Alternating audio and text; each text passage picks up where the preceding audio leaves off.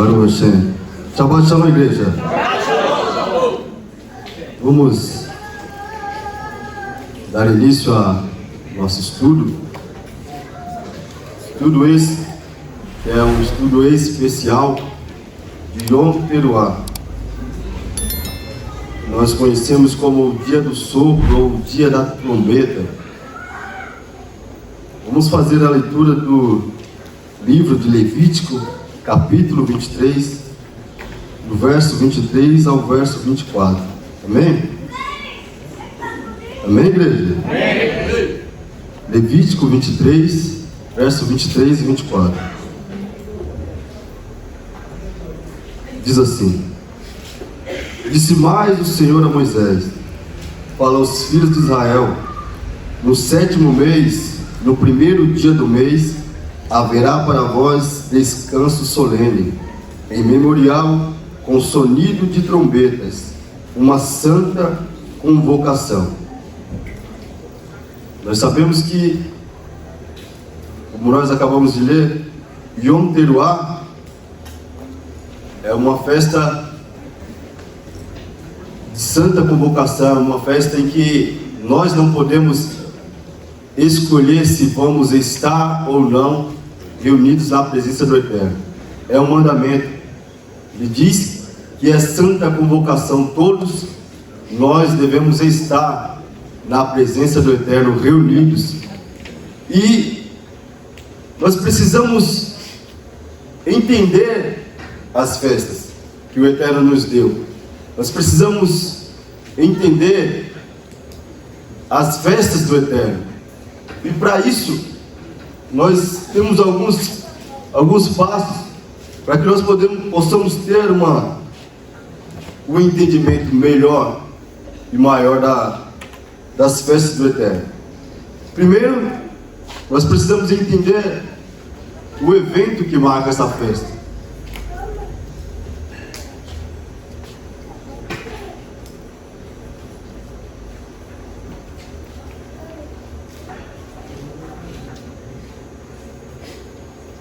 Nós precisamos compreender o evento que marcou a primeira ocorrência, a primeira festa.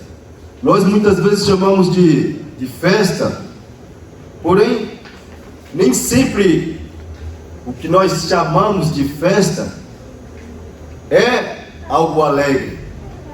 Eu costumo falar que são eventos do Eterno, porque quando dizemos festas, traz uma conotação de alegria, uma conotação de felicidade, de que está tudo bem, está tudo certo, vamos festejar. Porém, Yom Teruah é o momento em que nós fazemos uma introspecção, em que nós olhamos para dentro de nós, e que nós observamos aquilo que nós temos feito até aqui. É o momento em que nós paramos para analisar o que nós queremos para o futuro. É o momento em que nós paramos para observar o que eu estou fazendo hoje, neste dia, no dia presente. Nós sabemos que não conseguimos mudar o passado, muito menos o futuro. Porém, aquilo que nós podemos mudar, que é o presente, isso nós temos que fazer. E em Yom Teruah, nessa festa, nesse evento, nos traz essa ideia, nos faz pensar dessa maneira, de como nós podemos mudar o nosso presente, de que maneira nós podemos trazer um bom julgamento, de que maneira nós podemos trazer um bom juízo para as nossas vidas. E a segunda coisa é o impacto que essa festa ela causa.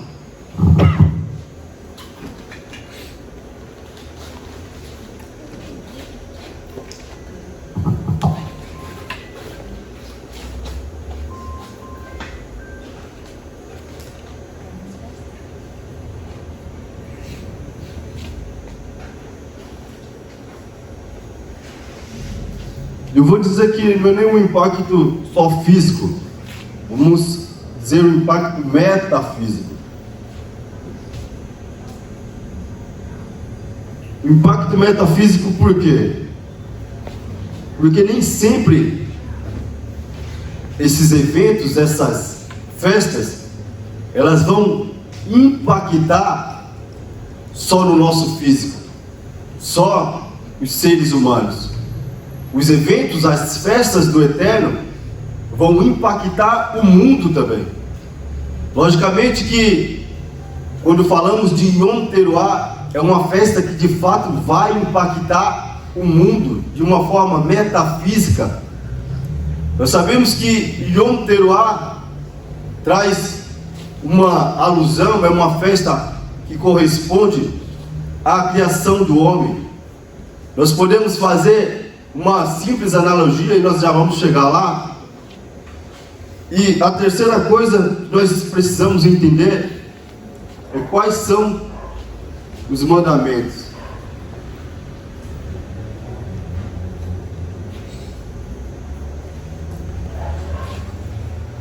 E a quarta coisa, qual é o nome ou quais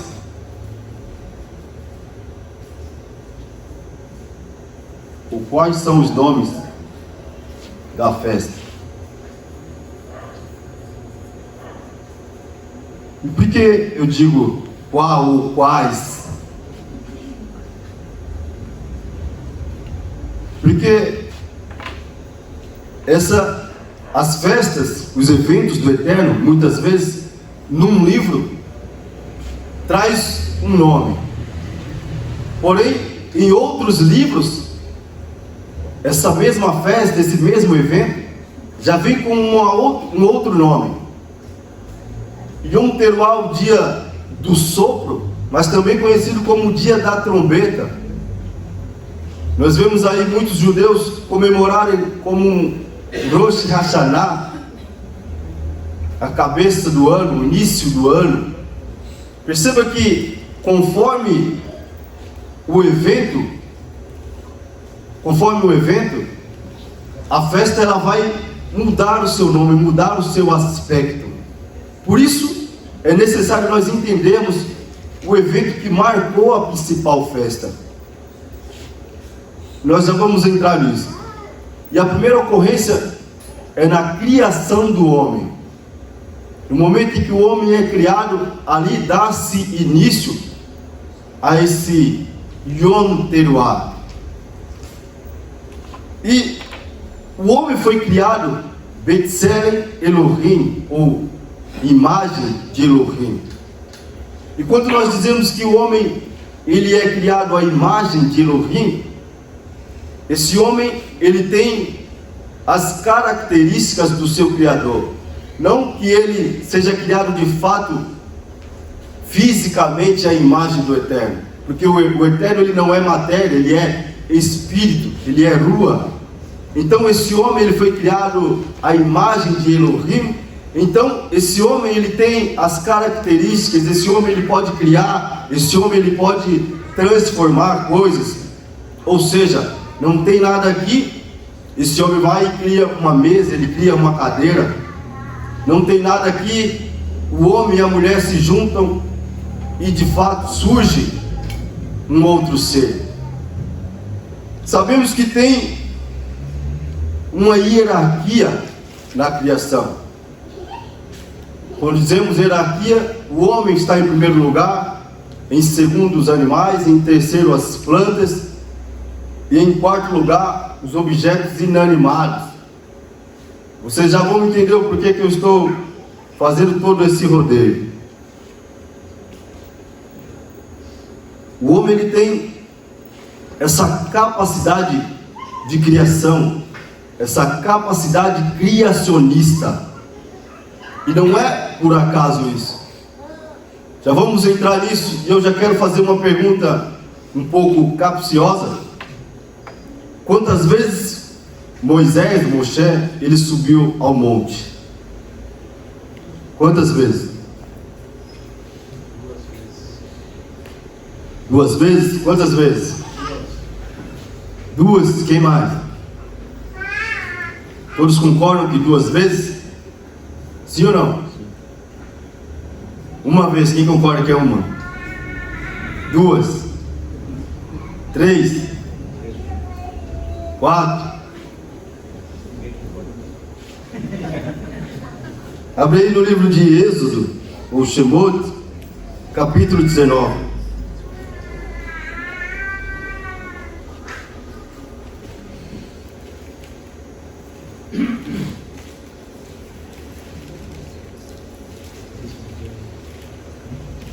Êxodo capítulo 19, versos 2 e 3.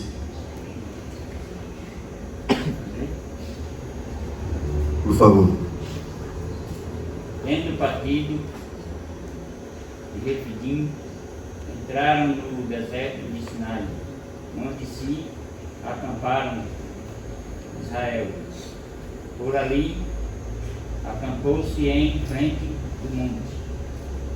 Então subiu Moisés a Deus, e no monte o Senhor o chamou, dizendo: assim falarás à casa de Jacó, e anunciarás aos filhos de Israel. Amém. Agora, Êxodo capítulo 24.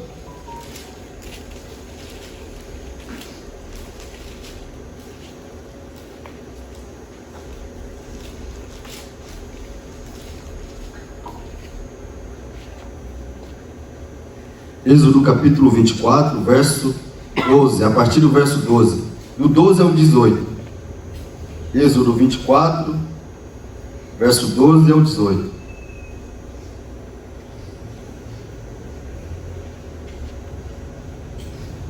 Então o Senhor disse a Moisés: sobe o monte, vem até mim e fica aqui. Eu te darei as tábuas de pedra com a lei e os mandamentos que escrevi para a instrução do povo.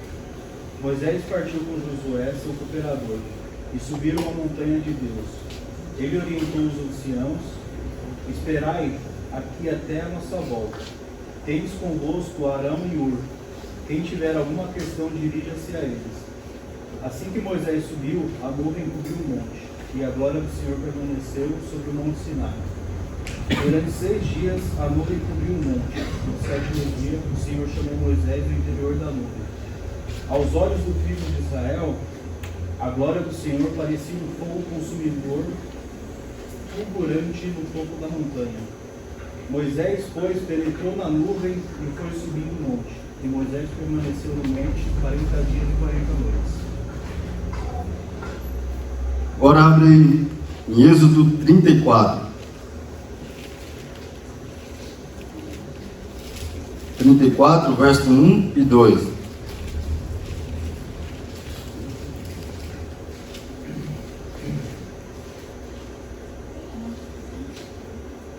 Então disse o Senhor a Moisés: lavra 2 tábuas de pedra, como as primeiras, e eu escreverei nas tábuas as mesmas palavras que estavam nas primeiras tábuas.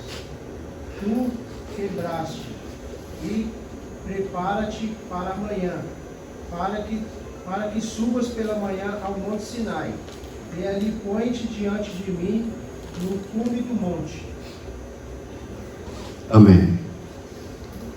Então são quantas vezes? 3. Eu fiquei essa daí para os estudantes aí de teologia. Mas é quando ele sobe sozinho?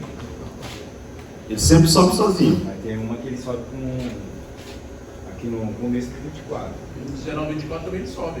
Ó, disse a Moisés, subam a Adonai você, Arão, Nadav, Abiú 24. e 70 dos líderes de Israel. Aqui ele sobe junto com... Sim, mas até o eterno lá é só Moisés. Então, até aí, mais pra frente, eu tenho manda ele ficar pra trás. Sim, então. Agora tem só você perante Isso. Da mesma forma, Josué estava o tempo todo com Moisés, porém, ele não ia até o eterno juntamente com Moisés. Existe um limite, existem níveis de intimidade com o eterno. Amém? Então, a primeira subida é uma subida inicial ali para que Moisés converse com o eterno. Em Êxodo 24, em Shavuot 5 de Nissan, Moisés ele sobe mais uma vez, agora já para receber as tábuas, para receber ali as tábuas do pacto que o Eterno estava fazendo. E ele desce em 17 de Tamuz. O que acontece? A quebra das tábuas.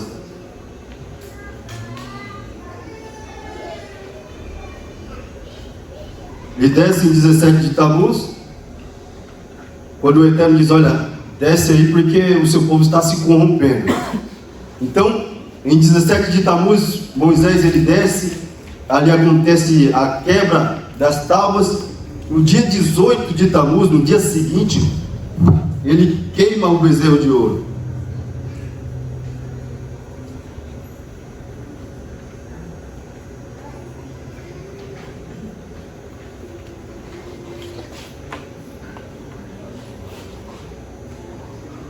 E já em Êxodo 34, 1º de Elul, o mês que se passou, Moisés ele sobe mais uma vez para falar com o Eterno ali, para receber as novas tábuas.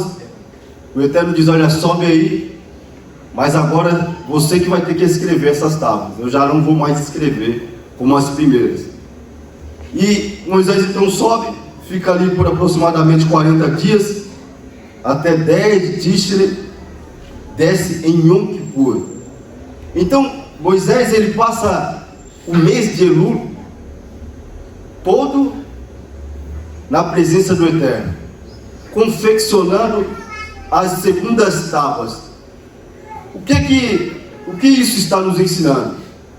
Então, no mês de Elul e em Yom Teruah existe uma energia de criação, uma energia de construção que, vamos dizer, que cobre, que cerca esse mês, que cerca o mundo.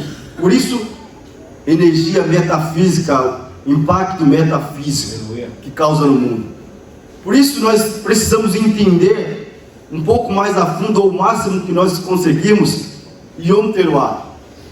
Às vezes está chegando essa festa, ou Yom Kippur, e nós não damos, às vezes, a atenção devida, ou nós não prestamos atenção como devemos, como se deve.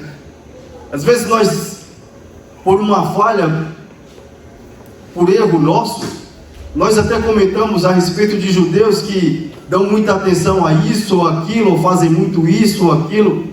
Porém, quem somos nós para comentar ou criticar?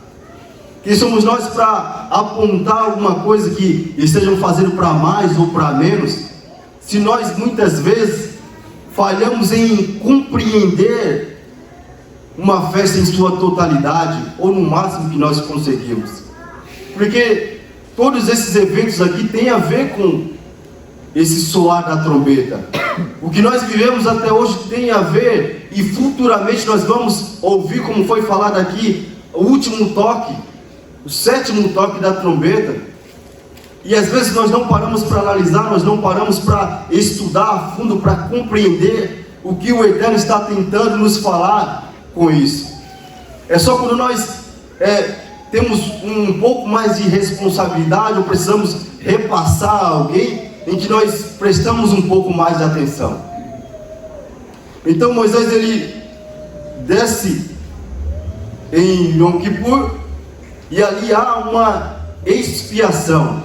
Muitas vezes nós falamos que Yom Kippur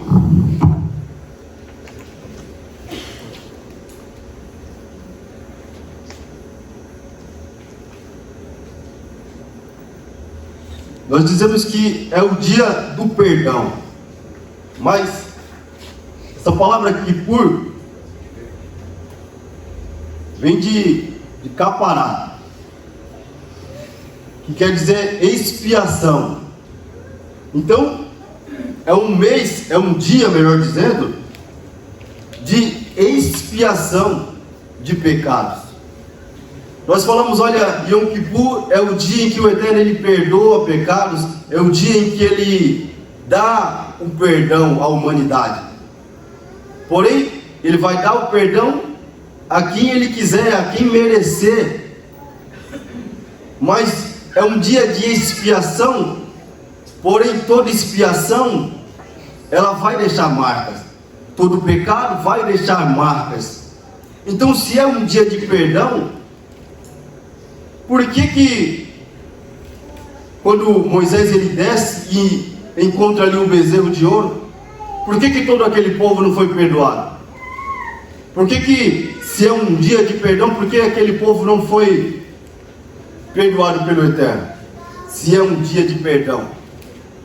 Então nós precisamos desconstruir que Yom Kippur é um dia em que nós seremos perdoados e que a humanidade vai ser toda perdoada. Moisés vai falar: olha, quem estiver com o Eterno vem para o meu lado aqui. E quem é que vai para o lado dele? Os levitas. Todos aqueles que adoraram, que fizeram uma adoração ao bezerro de ouro, foram mortos. Então que perdão é esse? Que às vezes nós temos em nossa mente, que é o Yom Kippur. É um dia de expiação de pecados, é de fato um dia de expiar os nossos pecados. Yom Kippur é o dia em que o livro vai ser fechado. Então, daqui até Yom Kippur, nós temos aí a palavra que em hebraico, se eu não me engano, é Yom Hadin, dias temíveis. Então, nós chamamos de festa, mas que festa é essa em que leva nome de dias temíveis? Dias de afligir a nossa alma, dia de nós fazermos uma introspecção, de nós sacrificarmos, de nós amassarmos mesmo ali, sacrificarmos a nossa carne. De agora até Yom Kippur, nós precisamos mesmo de fato procurar entender o que é que está se passando com o mundo, o que é que de fato o Eterno está querendo de nós, o que de fato vai acontecer. Eu preciso entender que é a minha vida que está em risco. Eu preciso compreender isso. Eu preciso entender que não é uma festa. Eu não estou celebrando uma festa em que o rei, ele sai do seu palácio e ele vem comemorar, ele vem festejar com a humanidade. E todo mundo está em festa, todo mundo está pulando, todo mundo está alegre. De agora até Yom Kippur, eu preciso verdadeiramente entender que é a minha vida que está em jogo. É o meu amanhã que está em jogo. Eu preciso, de fato, afligir a minha carne. Eu preciso, de fato, entender que é a minha família que está em jogo, é o mundo em que eu vivo e que eu quero deixar para os meus filhos que está em jogo. Nós precisamos, vamos dizer assim, cair na real. Entender esse evento, entender essa festa, entender Yom Kippur, entender Yom Teruah, levar mais a sério, porque não é uma festa, não é uma celebração da vida, e sim a vida está em jogo, os meus feitos estão em jogo, a minha vontade está em jogo. Obrigado. O que eu fiz até aqui vai contar.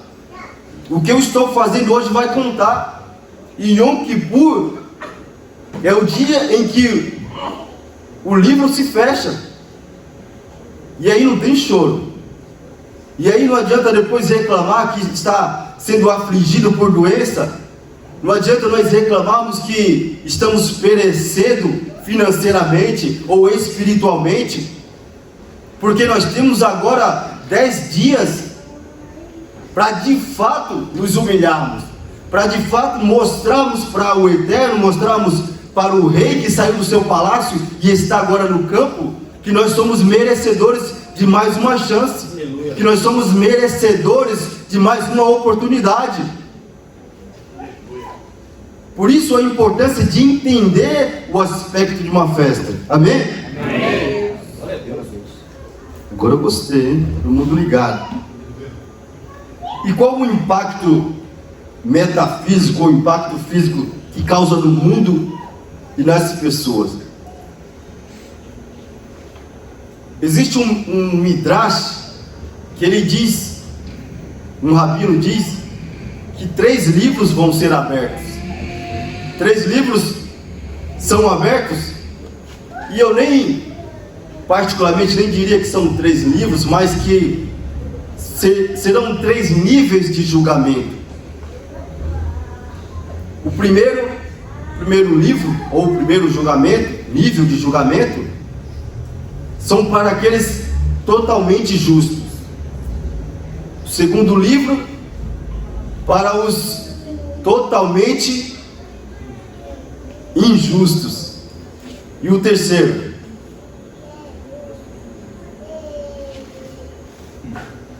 fala aí. Para aqueles que estão em cima do muro. São os 2. Não é, eu nem diria nem que é os 2, mas que está em cima do muro, está no meio ali. Ele não é nem justo e ele não é perverso. Porque em Yom Kippur, como dizer em Yom Teruah, o julgamento que o Eterno faz, porque Yom Teruah tem também essa energia de julgamento. Aquele que é totalmente justo, ele já é diretamente selado no livro da vida, e ele é separado para a vida. Já o perverso, ou o injusto, ele já é diretamente inscrito o seu nome, Deus nos livre no livro da morte. Já aquele que está mediano, está em cima do muro, não sabe o que quer, vamos dizer assim, esse aí fica agora de Yom Teruah até Yom Kippur na pendência.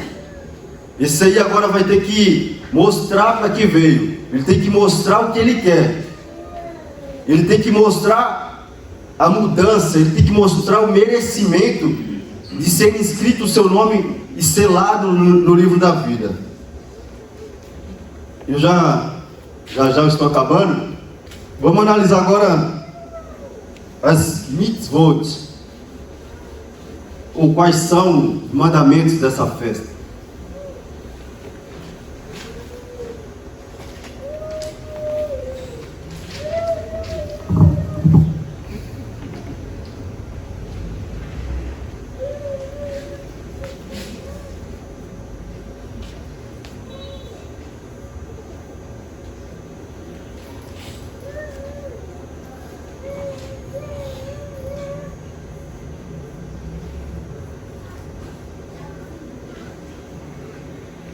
É um dia em que nós aumentamos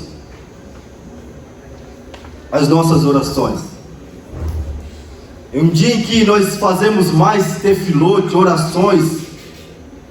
É um dia em que nós, de fato, mergulhamos na oração, nós mergulhamos na conversa com o Eterno, na petição.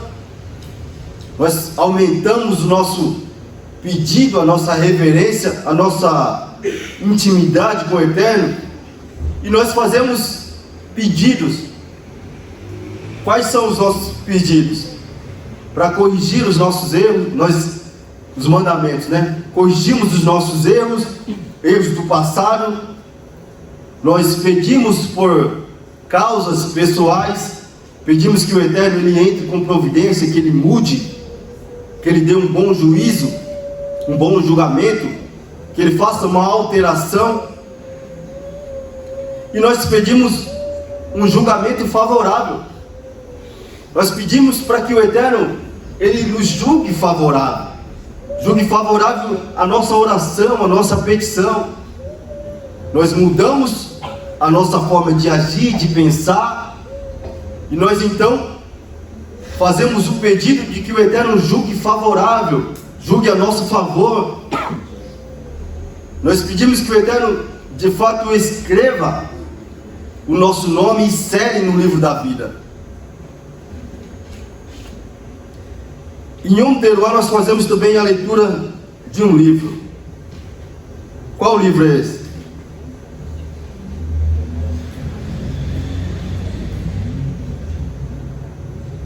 o livro de Gênesis. Costuma-se fazer a leitura do livro de Gênesis, mais precisamente da família de Abraão. Abre aí no capítulo 21 de Bereshit ou Gênesis.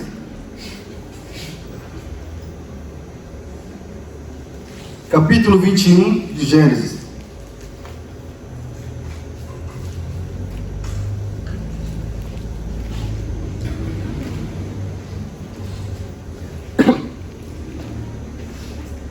Capítulo 21, verso 8 diz assim: E cresceu o menino e foi desmamado. Então Abraão fez um grande banquete no dia em que Isaque foi desmamado.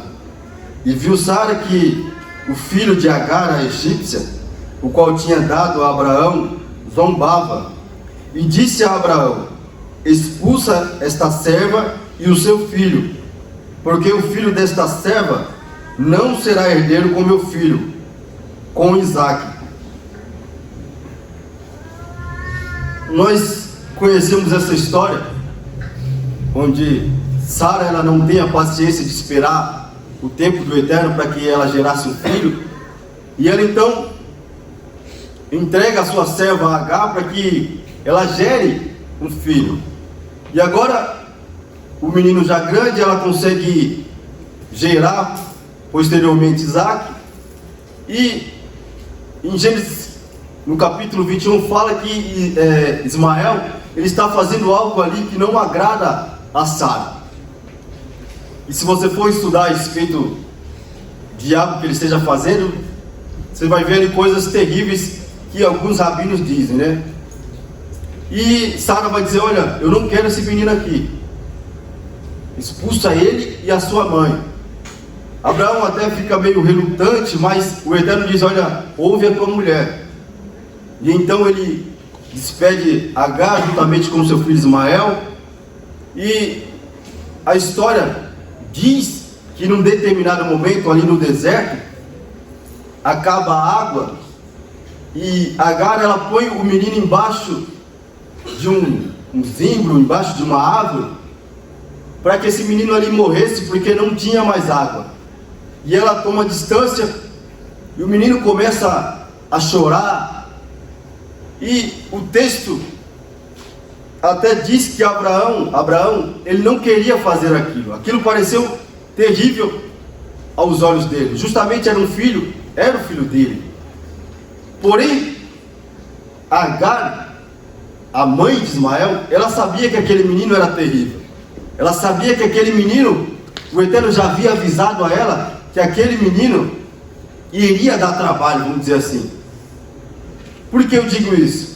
No capítulo 16 de Gênesis, no verso 12, diz assim: Ele será como um jumento selvagem, sua mão será contra todos, e a mão de todos contra ele, e ele viverá em hostilidade contra todos os seus irmãos. Então, o Eterno está falando: olha, esse menino aí vai dar trabalho, esse menino aí vai ser um menino terrível. Mas o que eu quero chamar a atenção é ali ainda no capítulo 21, no verso 17 ao 19, que diz assim: E ouviu Deus a voz do menino, e bradou um malach, um anjo de Deus, a Agar, e disse: Que tens, Agar? Não temas, porque Deus ouviu a voz do rapaz, desde o lugar em que ele está, ou desde o lugar onde está. Ergue-te, levanta o moço e pega-lhe pela mão, porque dele farei uma grande nação. E abriu-lhe Deus os olhos, e viu um poço de água, e foi-se e encheu o odre de água, e deu de beber ao moço. No versículo 17, diz assim, que Deus ouviu a voz do menino, a voz do rapaz, desde o lugar onde ele estava. Mais uma vez, um Midrash diz que o Eterno, ele nos julga no momento do nosso julgamento. Ou seja, até na porção anterior, o pastor levantou essa questão aqui e muitos de nós comentamos a respeito. Então, alguns rabinos vão dizer que nós somos julgados segundo aquele momento. Por exemplo, é o momento de julgar o João. Ele vai ser julgado segundo o que ele está fazendo naquele momento, segundo o feito dele naquele momento. Ou seja, o Eterno não vai levar em conta o que ele fez anteriormente, não vai levar em conta o que ele fez no passado, não vai levar em conta o futuro, ou seja, a caminhada dele, porque nós conhecemos quantas pessoas que, quando eram crianças, eram terríveis, mas ao se tornar adultos, se tornaram uma bênção, mudaram o seu caminho, fizeram uma conversão, uma mudança, e se tornaram uma bênção. Então, os rabinos vão dizer que nós somos julgados, não adianta ficar me olhando assim, segundo o momento do nosso julgamento. E agora eu quero perguntar, isso é justo? É justo alguém que cometeu idolatria, cometeu assassinatos e inúmeros outros pecados, e naquele momento, no momento do julgamento dele, ele ser perdoado? Porque ele mudou, ele fez uma conversão.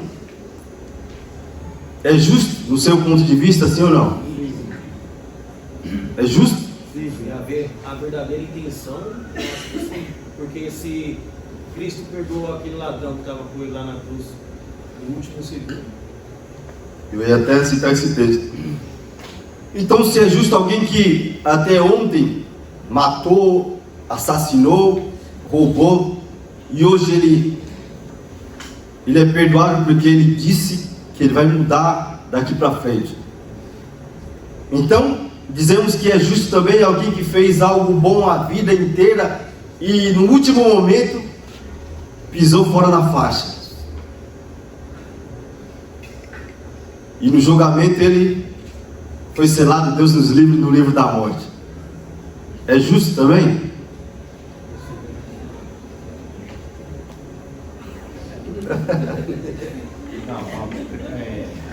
Vai, bebê, fala. Perante os olhos perante a Deus é justo, mas perante aos homens não é, porque o homem tem um olhar diferente disso. E nós vamos falar sobre esse olhar aí amanhã, hein? A gente está falando de Curso. que é justo porque a gente está. Mas perante a Deus é justo. Mas se um olhar humano não é justo. Então, No olhar espiritual, sim, mas no olhar humano, não. esse Midrash ele ainda diz que, é um Midrash, né? Ele diz que no momento em que o menino chora e o Eterno ali abre os olhos da mãe dele e dá ali um poço, os anjos ali, os seres celestiais, eles vão dizer: Senhor, como que o Senhor vai dar água para alguém que futuramente vai matar o teu povo de sede? Um exemplo, ele abençoa Ismael, sendo que no futuro Ismael vira o que virou que ataca Israel, né? Se volta contra Isaac. Então isso dá mais força para nós levarmos em conta o quê? O Eterno ele vai julgar, até cachorro tem hoje, vai julgar segundo aquilo que estamos fazendo no momento. Então não vai levar em conta o seu passado, ele não leva em conta o que você fará no futuro, mas o seu arrependimento, a techuvá verdadeira, a sua ali aflição da sua carne. E nós falamos de mudança de direção. Mudança de direção tem muito a ver com o livre arbítrio.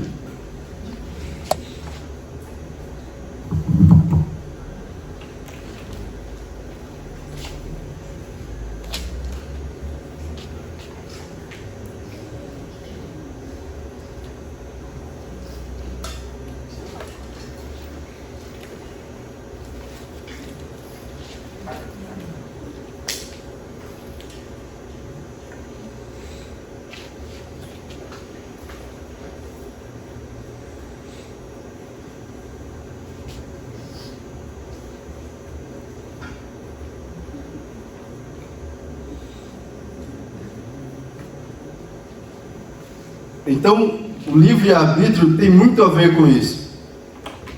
Porque se nós demos exemplos aí, citamos a respeito do julgamento no presente, não, o Eterno não vai levar em conta o seu passado. O livre-arbítrio tem a ver com corpo e alma, presente e eternidade. O corpo, ele vai querer aquilo que ele está acostumado, aquilo que você está acostumado a entregar, aquilo que ele está acostumado a fazer. Da mesma maneira, a alma, ela vai puxar mais para o lado da eternidade, para o lado espiritual. Então, o meu julgamento tem a ver com livre-arbítrio. Mas onde se encaixa o meu livre-arbítrio aqui? O livre-arbítrio, ele está mediando entre corpo e alma. Não se trata de fazer o que eu quero. Não se trata de escolher comprar um perfume ou um creme. Se trata da minha intenção, da minha kavaná para aquele momento e para um futuro, para uma eternidade. Eu uso o meu livre-arbítrio nesse momento. É aí onde eu aplico o meu livre-arbítrio. Aleluia. E eu já estou finalizando. Então, o nome Yom Teruah, dia da trombeta, o dia do sopro, neste julgamento, o Eterno, ele não vai levar em conta o seu passado. Ele não vai levar em conta aquilo que você tem feito até esse momento. Mas a partir do momento que eu entendo que é a minha vida que está em jogo, e eu entendo que o que eu estava fazendo até esse momento era de fato errado, era transgressão, eu estava transgredindo a lei do Eterno, a vontade dele. Eu vou até dar um exemplo. Alguém que vive uma vida no seu vício, e ele quer mudar, mas ele não faz nada para que haja essa mudança. Ele continua ali no mesmo vício, ele continua diariamente tendo as mesmas práticas, e ele não muda, mas ele começa primeiro pedindo perdão às pessoas que ele feriu. Isso muda alguma coisa? Sim ou não?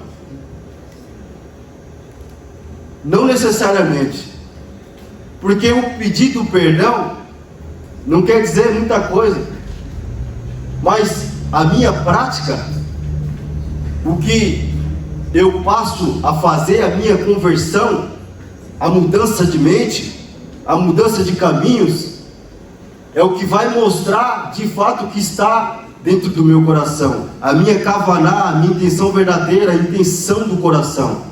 Não é eu falar, eu pedir perdão ao diácono Maurício pelo mal que eu tenho feito à vida dele e eu não mudar. Então o meu pedido de perdão não adiantou em nada. Agora, quando eu mudo as minhas práticas, eu passo a tratá-lo bem, eu passo a tentar recompensá-lo pelo mal que eu fiz, e posteriormente eu peço perdão, aí sim, aí eu uso o meu livre-arbítrio para isso, para aplicar nessa mudança, nessa conversão, e aí sim vem um julgamento favorável sobre a minha vida. E eu falei que de agora até Yom Kippur, até o dia da expiação ou o dia do perdão, eu tenho que afligir a minha alma. Eu tenho que agora sacrificar mais a minha carne. É o momento agora que eu tenho para analisar quem eu sou e quem eu quero ser daqui para frente. É o momento em que eu paro para analisar as minhas práticas, o que eu tenho feito até aqui. É o momento em que eu paro para analisar que tipo de pai eu quero ser, que filho eu quero ser, que irmão eu quero ser, que práticas eu quero ter daqui para frente. e no meu serviço ao Eterno, eu preciso também fazer uma autoanálise. O que eu tenho feito até aqui tem agradado ao Eterno? Eu tenho me entregado? Eu tenho feito o meu melhor serviço? Eu tenho entregado o meu melhor? Eu tenho feito o meu melhor para Deus? Eu tenho sido o melhor presbítero que eu posso ser e que eu tenho que ser? Eu tenho sido o diácono que o Eterno espera de mim? Eu tenho sido um pastor que o Eterno me levantou para ser?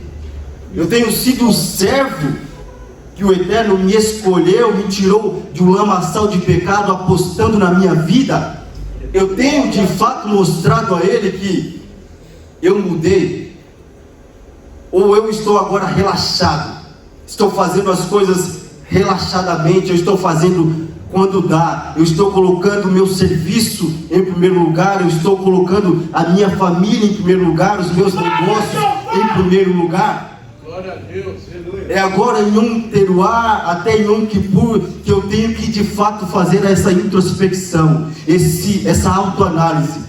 Glória a Deus. Será que eu mereço mesmo ter o meu nome escrito lá? Nós falamos que queremos, ou não sei se tem alguém aqui que quer morrer, nós falamos que queremos ter o nosso nome escrito lá, mas o que eu estou fazendo para merecer isso? Aleluia. Que mudança eu estou planejando? Porque ano passado nós comemoramos, nós passamos por essa mesma festa, esse mesmo evento, e você falou que ia mudar, você até escreveu no papel. Será que você vai ter que novamente trazer esse papel com as mesmas anotações? Porque você não mudou em nada? Ou você de fato mudou, você se transformou e você está se tornando uma melhor pessoa? Porque perceba que as festas do Eterno não é cíclica, ou seja, eventos em que eu passo de tempo em tempo, eu volto naquela festa. É de fato isso também, só que é algo também semelhante a uma espiral que vai subindo. Ou seja, eu volto sempre na mesma festa, de tempo em tempo, mas eu comemoro de uma forma diferente. Eu preciso me entregar diferente. Não adianta eu querer comemorar agora Páscoa, Persa em Yom Teruah, porque não vai fazer efeito. Cada festa tem vamos dizer, um peso, cerca de uma forma diferente, metafísica, eu disse, o mundo e as pessoas. Agora é tempo de nós fazermos uma autoanálise. Não adianta agora eu querer comemorar Persa, porque não vai mudar nada na minha vida. Aleluia. Preciso entender, é de tempo em tempo que eu volto nessas festas, mas eu preciso voltar diferente. Amém? Amém. Glória a Deus.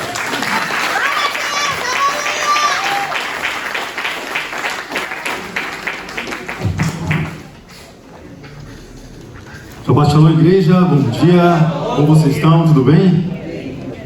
Louvado seja Deus, está falando, né? Dando continuidade, amados, quero pedir para vocês abrir a Bíblia de vocês, o livro de Isaías, Isaías 27.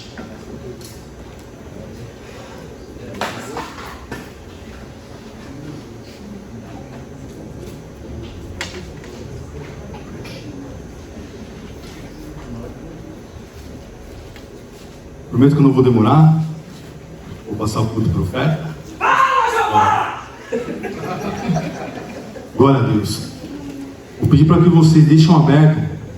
Eu vi aqui no livro do profeta Isaías 7 lições que pode mudar o nosso entendimento a partir de hoje. Aleluia. Aleluia, eu quero, glória a Deus. E lendo essa passagem de Isaías do 1 até o 23, me chamou a atenção aqui uma frase que ele fala: naquele dia. Ele fala 4 vezes. 4 vezes ele fala naquele dia. No versículo 1 diz assim: naquele dia o Senhor castigará com sua dura espada, grande e forte, o Leviatã, ou seja, o mal, a serpente fugitiva, e o Leviatã, a serpente tortuosa, e matará o dragão que está no mar.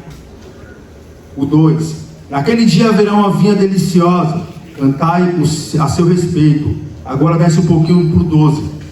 Diz assim: naquele dia o Senhor debulhará o seu trigo desde as correntes do rio até o ribeiro do Egito, e vós, ó filhos de Israel, sereis colhidos um a um. Aleluia. E no próximo, no 13 diz: naquele dia se tocará uma grande trombeta, e os que andavam perdidos pela terra da Síria e os que foram desterrados para a terra do Egito tornarão a vir e adorarão ao Senhor no Monte Santo em Jerusalém. Aleluia. Amados, a primeira lição aqui, Deus está falando, esse termo, naquele dia, representa uma ação de Deus para a libertação do povo. Ou seja, no dia de hoje, a nossa libertação. Essa é a primeira lição que Deus ele se faz presente em nossas vidas para nos dar a libertação que a gente precisa. Glória a Deus. Nesse mundo que a gente vive, está tão caótico, está tão assim destruidor, porque nós falamos um pouco sobre o original. As pessoas acham que a gente é herege. As pessoas acham que a gente está inventando as coisas, sendo que isso aqui já está vindo desde lá atrás. E graças a Deus abrimos os olhos para podermos falar sobre isso. Glória a Deus. Então essa é a primeira lição. A segunda lição vai falar no versículo 2. Eu coloquei um tema: Deus vigia.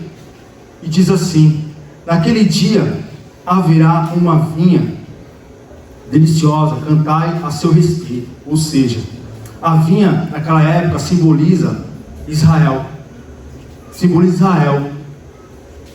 Que hoje Deus ele está cuidando. Estava cuidando daquele povo, estava alertando aquele povo, e hoje está cuidando de nós. Aleluia. A vinha representa nesse contexto que Deus está cuidando de nós também. E no versículo 5 é outra lição que Deus nos dá. Diz assim: ou então busquem o meu refúgio e façai paz comigo. Sim, façam paz comigo. Aqui o Senhor está exortando aquele povo a buscar a Ele. Porque se aquele povo buscasse a Ele, se aquele Isaías estava sendo usado tremendo, e está falando com nós hoje, se nós nos atentamos no que a palavra de Deus está falando, pode ter certeza que Ele vai cuidar de nós. Aleluia. Ele está exortando ali o cuidado dele com aquele povo. Se nós formos ver mesmo, era um povo que estava sendo destruído, escravizado. E glória a Deus, né? Então Deus ele cuida de nós. No versículo 4, no versículo 7, Deus é justo.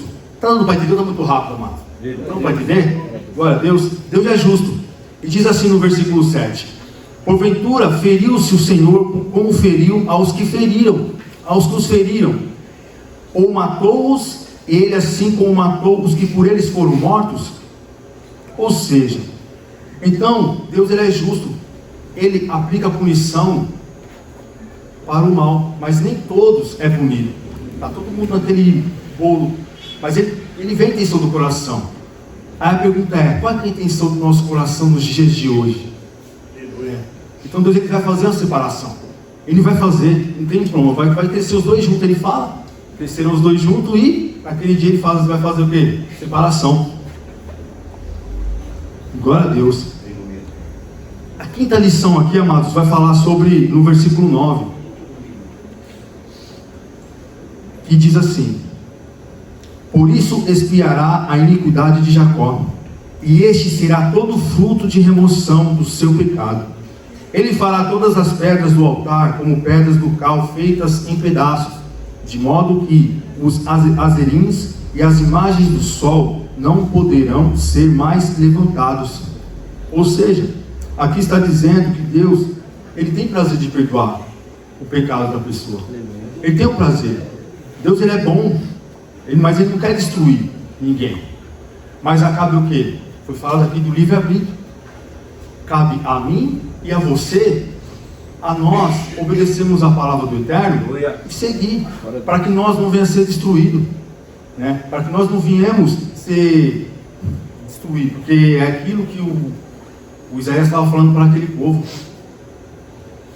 Não, então não cabe nós a obedecer a palavra do Senhor. Aleluia. Se pecamos, nos arrependemos. Está falando há tempos aqui, há semanas, se arrepender, buscar, sabe? Buscar o Eterno, se humilhar na presença dele, porque o prazer dele não é destruir ninguém, mas infelizmente por nossas escolhas, a gente acaba pagando o preço sem necessidade, e Deus está nos instruindo aqui. Glória a Deus. Aleluia. Glória a Deus. Outra lição aqui diz assim: Deus destrói o mal. Está no versículo 12, e diz: naquele dia o Senhor debulhará, ou seja, destruirá o seu trigo desde as correntes do rio até ribeiro do Egito. E vós, ó filhos de Israel, sereis colhido um a um. Aqui tem a ver a destruição da maldade. Deus ele é bom. Deus ele é justo. Glória a Deus. Deus ele é carinhoso em nossas vidas, mas cabe a cada um de nós escolhermos o que nós queremos mesmo para a nossa vida, né? E quando fala aqui, ó, naquele dia debulhará, destruirá, é porque está trazendo aqui uma alusão, né? Que Yeshua virá para resgatar o povo dele e destruir tudo que não provém aqui na terra. Em Jeremias 6, 16, 17 vai dizer assim: assim diz o Senhor, ponham-se nas encruzilhadas e olhem, perguntem pelas veredas antigas, ou seja, pelos caminhos antigos, perguntem pelo bom caminho, sigam-no e acharão descanso. Mas vocês disseram, mas vocês não quiseram. Coloquei sentinelas entre vós e disse: prestem atenção ao som do chofar. Mas vocês disseram: não ouvimos. Ou seja, aqui está falando quando Jerusalém estava sendo sitiada, ela estava sendo destruída pelo povo Nabucodonosor. Quando nós começamos a ler, nós vamos ver o povo sendo destruído. E Jeremias é levantado nessa época para alertar o povo. Fala assim: ó, presta atenção. Você que está aí nessa encruzilhada, você que está nesse momento aqui, pergunte das veredas antigas. Ou seja, aonde o povo estava sendo ensinado o caminho do Eterno, o caminho reto, o caminho santo. E hoje em dia não é diferente. Porque nem eu falei, nós falamos um pouco sobre o original, sobre os mandamentos. As pessoas ficam falando que nós somos hereges, que nós estamos querendo inventar umas coisas. Só que não tem, nós estamos voltando, né? Voltando lá de chuvar. Aleluia. E no versículo 7, para encerrar, amados, diz assim, no versículo 13: naquele dia tocará uma grande trombeta, e os que andavam perdidos pela terra da Síria, e os que foram desterrados para a terra do Egito, tornarão a vir e adorarão o Senhor no Monte Santo em Jerusalém. Glória a Deus. Aí eu peguei uma frase que me chamou muita atenção: tornarão a vir e adorarão ao Senhor. Há uma promessa, há uma esperança para o povo. Deus conhecia o coração de cada um daquele ali, a intenção de cada um. O povo estava sendo manipulado por alguns, mas ainda existiam uns que ainda queriam a presença do Eterno. E isso traz alusão à volta de Yeshua. Ele virá e tudo vai ser diferente. Agora cabe a nós mesmo se a gente quer isso na nossa vida ou se não quer. Porque naquele dia, Yeshua voltará para dar a vida eterna para o teu povo. Naquele dia, Yeshua voltará para destruir definitivamente a maldade. Aleluia. Naquele dia haverá só dois grupos: os salvos e os perdidos. Naquele dia haverá alegria e regozijo na vida daquele que aceitaram a Mashiach. Mas também naquele dia, infelizmente, haverá choro e ranger de dentes para aqueles que rejeitaram a palavra do Eterno. Quero falar aqui que nós possamos buscar mesmo, darmos ouvido às instruções que estão nos sendo dadas aqui neste altar. Praticamente no Shabat eu ensino. Em Tessalonicenses, eu falei isso, 5:20, fala para a gente não desprezar a profecia. Essa profecia aqui é rica, ela é tremenda. Aleluia. Que nós possamos estar ali para a gente não sofrer, para que nós não possamos sofrer mais.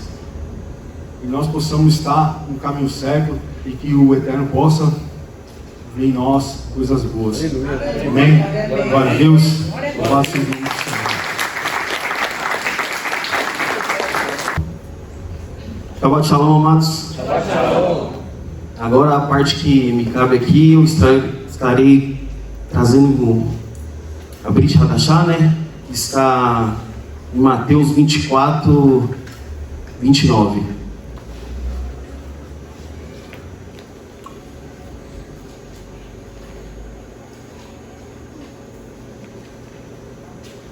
Amém?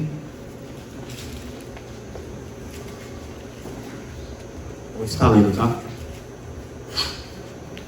Logo em seguida a tribulação daqueles dias, o sol escurecerá, a lua não dará sua claridade, as estrelas cairão do firmamento, e os poderes do céu serão abalados. Então aparecerá do céu o sinal do Filho do Homem. Todos os povos da terra se lamentarão e verão o Filho do Homem vindo sobre as nuvens do céu, com poder e muita glória. E ele enviará os seus anjos com um grande clangor de trombeta, os quais reunirão os seus escolhidos dos quatro ventos, de uma a outra extremidade do céu. Aprendei, pois, a parábola da figueira, quando já sois ramos e se renovam e as folhas brotam. Sabei que está próximo o verão. Assim também vós, quando virdes todas essas coisas, sabei que está próximo às portas. Em verdade vos digo, que não passará esta geração sem que tudo isso aconteça. Passará o céu, a terra, porém as minhas palavras não passarão. Só até aqui, amados. Amados, aqui a gente vê claramente uma parte que nos entende que a volta do Mashiach, né? E o que tudo isso tem a ver com Yom Teruah? Se nós analisarmos aqui, ó, que quando ele reunirão o Filho do Homem vindo, peraí só um minuto, ele enviará os seus anjos com um grande clarão de trombeta. E em outras traduções está escrito como shofar, que no caso se refere a Yom Teruah. Então, o que isso nos leva? Nos leva a entender que essa, no caso, festa, né, como é dita, não é de simples, de se levar como pouca consideração, é extrema importância para nós, porque ele quer nos alertar, ele quer nos instruir, ele quer nos conduzir, para que possamos estar sempre atentos com os sinais que ele enviará. E se nós analisarmos também, essa mesma passagem, ela tem vários outros livros, mas os dois que eu peguei aqui é Joel e Apocalipse. Eu vou estar lendo também Joel 2, 30 a 31. Eu mostrarei prodígios dos céus e da terra, sangue e fogo e colunas de fumo. O sol se converterá em trevas e a lua em sangue, antes que venha o grande e terrível dia do Senhor. Em Apocalipse está 6, 12 até o 14. E havendo aberto o sexto selo, olhei e eis que houve um grande temor da terra. E o sol tornou-se negro com os sacos de silício. E a lua tornou-se como sangue. E as estrelas do céu caíram sobre a terra, como quando a figueira lança de si os seus figos verdes, abalada e por um vento forte. O céu retirou-se como um livro de que se enrola, e todos os montes e ilhas foram removidos aos seus lugares. Então, se você presta atenção, tudo isso é de extrema importância, que Deus nos descreve esse mandamento, né? É supra-racional, é acima do nosso intelecto. Por isso que ele nos convoca, ele nos faz santa convocação. E com tudo isso, a gente aprende ainda mais. Coisas que eu anotei aqui, eu vou estar lendo. Embora todo mandamento seja essencialmente supra-racional, realizado pela vontade e a ordem de Deus, vamos encontrar muitas razões por detrás disso. Em primeiro lugar, que eu coloquei aqui, é um lembrete. O shofar foi tocado no Monte Sinai quando a Torá foi outorgada. Então aqui nós já entendemos que ele já está nos instruindo. Então, quando chegar o grande dia, não temos desculpa para andar. Falar, eu não sabia. Sabia sim. Segundo passo, despertador. O primeiro dos 10 dias do arrependimento, despertamos o nosso sono espiritual, como um alarme que nos chama para examinarmos as nossas ações e corrigir as nossas maneiras. É o que foi dito aqui pelo nosso presbítero. Terceiro, introspecção. Lembrar dos dias do julgamento quando Cristo vier. O quarto, o sacrifício. O shofar foi feito do chifre de carneiro. Nos lembra da amarração de Isaac, que foi dito aqui também, e o carneiro em que Deus proveu como um sacrifício em seu lugar. E por último, eu acho que é de extrema importância, o retorno do rei. Nos trará a confiança de sermos governados pelo Rei Celestial, trazendo a nós, ao mundo Rabá, o Olam Rabá, o mundo vidouro, a quem estamos sendo instruídos para chegar no final dos dias, na consumação de todos os séculos. E era isso que eu gostaria de trazer a vocês, amados. Amém? Glória a Deus.